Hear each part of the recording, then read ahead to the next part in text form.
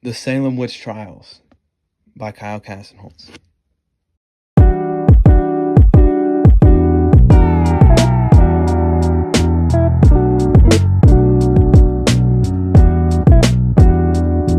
What were the Salem Witch Trials?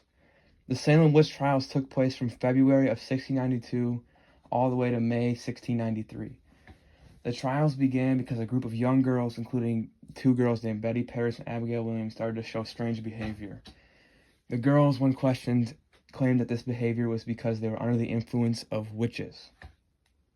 The accusations began when the girls first accused a slave named Tituba of witchcraft. Tituba was a slave, so she was in a lower class. So the girls just looked for a victim and chose one of the lowest class they could find. The girls who originally accused Tituba see their accusation success and learn the power of their accusations. They start to accuse people of witchcraft for any personal gain.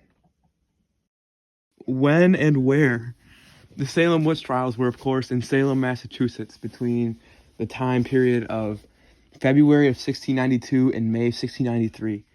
Throughout this period of a little over a year, over 200 people were exonerated and 20 were executed. 19 of the executions were by hanging, and one of the executions was by pressing, which is putting large stones in someone's body until they can't anymore.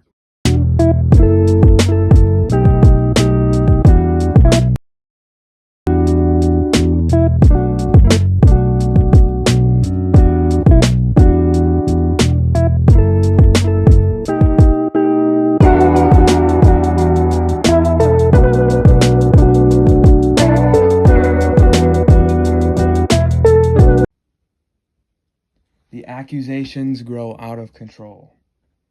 The girls first accuse a slave named Tituba.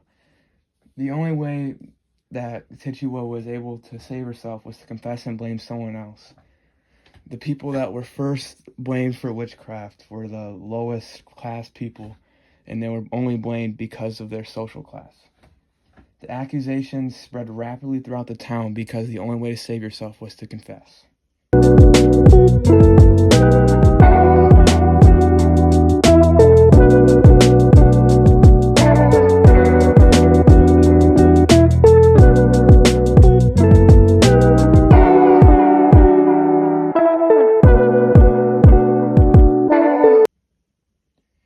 Fear-mongering in the witch trials.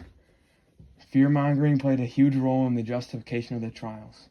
Residents of Salem believed the devil was among them because of their Puritan beliefs. They thought that they were actually in real danger of the devil challenging their way of life, and they were willing to do anything, including putting people to death, in order to protect their way of life. A huge reason of why these trials were so dangerous was because spectral evidence was allowed in the court. Spectral evidence is basically people saying spirits and any other apparitions in dreams and visions, and the court took these as word and that they were all true. Because of this, people became increasingly afraid of the unseen because everybody believed it was true because of their beliefs.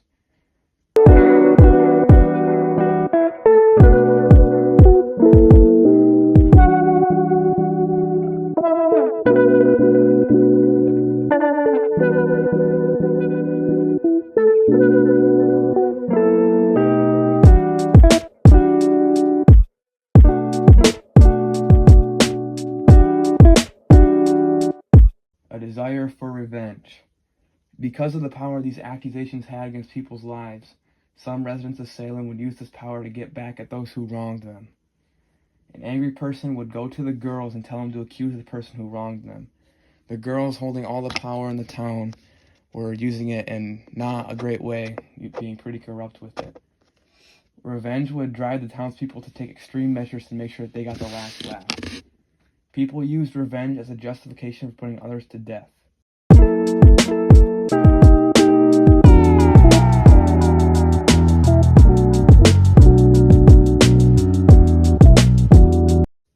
Jealousy. If someone was jealous of someone else, they could accuse the person for their own gain. Disputes over land and other important matters at the time were common. An easy way to deal with jealousy or disputes was to have your rival accused, so you could have everything to yourself.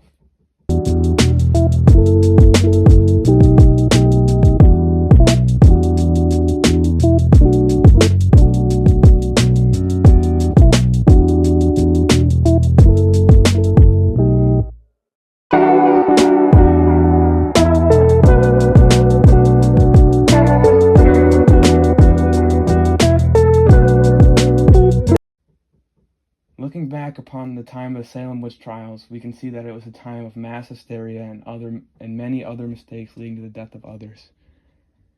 We may find it difficult to imagine ourselves being able to do this today, but themes seen in the trials can be put in today's society.